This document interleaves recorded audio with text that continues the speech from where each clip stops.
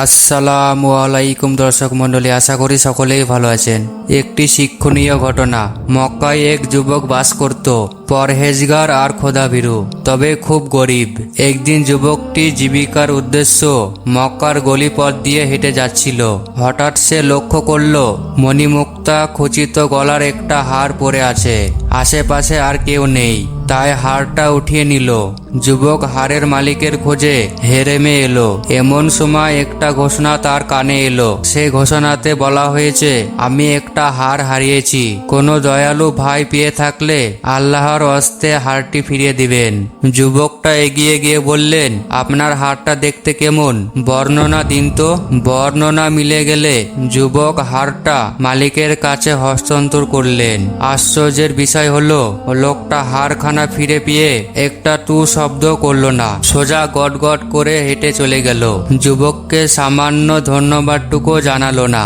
যুবক আল্লাহর কাছে দোয়া করল, ইয়া আল্লাহ, আমি যদি এই সামান্য কাজটুকু আপনাকে সন্তুষ্ট করার জন্যই করে থাকি, আপনি আমার জন্য এর চেয়ে ভালো প্রতিদান জমা করে রাখুন। কিছুদিন পর যুবক জরুরি রোজগারের উদ্দেশ্যে জাহাজে চড়ে বসল। তাকদিরের এমনই লিখন, যুবকের জাহাজ পড়ল ঝড়ের কবলে। পুরো জাহাজ ভেঙে চুরমার হয়ে গেল। হাতের কাছে যে যা পেল ওটা ধরে ভেসে রইল। যুবকও একটা কাঠের টুকরো ধরে ভাসতে ভাসতে একটা দ্বীপে গিয়ে উঠল। সেই দ্বীপে সে একটা মসজিদ খুঁজে পেল। যুবকের মন খুশি হয়ে উঠল। মসজিদে গিয়ে শুকরানা ও অক্তিয়া নামাজ আদায় করল। যুবকের আশ্রয়ের দরকার ছিল, কিন্তু তার তো যাওয়ার আপাতত কোনো জায়গা ছিল না। ভাব ঘুরে মনে মনে মসজিদে থাকার সিদ্ধান্ত নিল। সে মসজিদে একটা কোরআন শরীফ দেখতে পেল।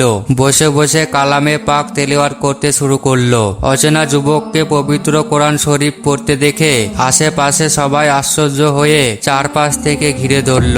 অবাক হয়ে প্রশ্ন করল, আপনি কোরআন পড়তে পারেন? অতএব যুবক বলল, জি পারি। তারা বলল, আমাদের কাছে এই কোরআন অনেক দিন ধরে পড়ে আছে, আমরা কোরআন পড়তে পারি না।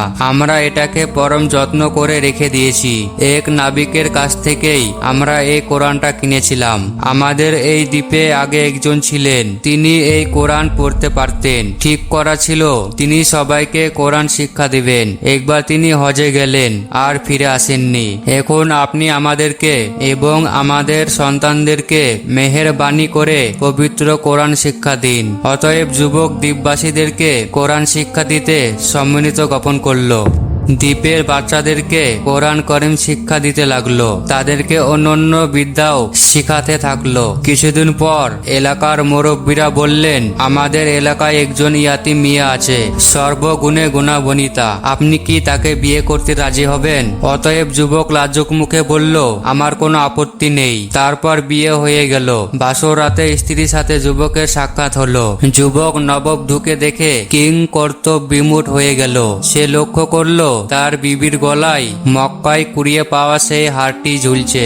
যুবক বিস্ময়ের সাথে বিবির কাছে জানতে চাইল, এই হার তোমার কাছে কিভাবে এলো? নববধূ লাজুক মুখে উত্তর দিল, আমার আব্বু হজে গিয়েছিলেন, হজের সফরে আমার জন্য একটি হার কিনলেন। দুর্ভাগ্যক্রমে হারটি হারিয়ে গেল, কিন্তু এক মহৎ ব্যক্তির বদান্যতায় হারটি ফিরে পেলেন। আব্বু সবসময় তার জন্য আল্লাহর দরবারে দোয়া করতেন আর বলতেন, ইয়া আল্লাহ, মক্কার এই মহৎ ব্যক্তির মতো আমার মেয়ের জন্য এমন একজন স্বামী মিলিয়ে দিন। অতএব যুবকের দু চোখ বেয়ে দরদর করে পানি ঝরতে লাগলো। অতএব আল্লাহর কাছে দোয়া করলো, ইয়া আল্লাহ, আপনি সবচেয়ে হিকমতওয়ালা, আপনার মহিমা বোঝা বান্দার সাধ্য কি?